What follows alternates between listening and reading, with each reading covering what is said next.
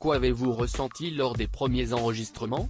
Jarry, cela fait tellement longtemps que je rêvais d'un jeu avec des gens de la vie de tous les jours, ceux que je côtoie à la sortie de mes spectacles, dans les transports ou dans la rue. Et là, je les ai avec moi. Je les accompagne pour aller vers ce siège dans lequel ils ont envie de s'asseoir pour devenir le champion. Comment appréhendez-vous ce nouveau défi? Je suis honoré de la confiance qu'on m'accorde. Ce jeu existe depuis 17 ans. Comment faire d'une vieille dame une jeune femme qui donne envie d'être courtisée? Je le fais en laissant aux gens toute la place, en essayant de trouver le bon dosage entre le divertissement et la culture générale.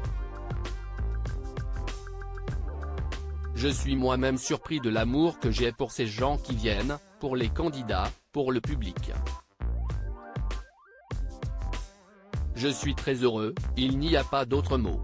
Qu'est ce qui fait la patte Jarry? Ma spontanéité. Mon but, si est de faire que ces 45 minutes soient le plus positives possible et de laisser de la place aux êtres humains à travers le jeu. Je n'arrive pas en me positionnant comme animateur. Évidemment, je propose des choses, mais il faut rester raisonnable. Est-ce que vous avez passé un casting pour cette émission? J'ai l'impression que ça fait 2 ans que je passe un casting sur France 2. On m'a d'abord donné un défilé du 14 juillet à couvrir, après on m'a donné le Big Show. Quand la chaîne m'a annoncé qu'elle pensait à moi pour cette émission, je me suis dit qu'il y a des trains qu'il faut savoir prendre, même si j'étais terrorisé. Quand j'ai commencé la télé il y a 10 ans, on disait que j'allais faire peur à la ménagère.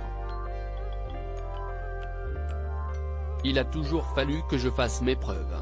Avez-vous évoqué le jeu avec Laurence Boccolini? Elle a eu l'élégance de m'appeler le jour où ça a été révélé dans la presse pour me dire à quel point elle était contente que je sois choisi. J'ai toujours eu un lien particulier avec elle. On a vécu humainement des choses qui nous ont réunis dans nos vies. Elle a eu des mots doux, elle m'a donné des conseils. Aviez-vous un objet fétiche, une paire de chaussettes, un caleçon porte-bonheur pour les premières émissions? J'ai eu la chance d'avoir à mes côtés la personne que j'aime, si est mieux qu'une paire de chaussettes.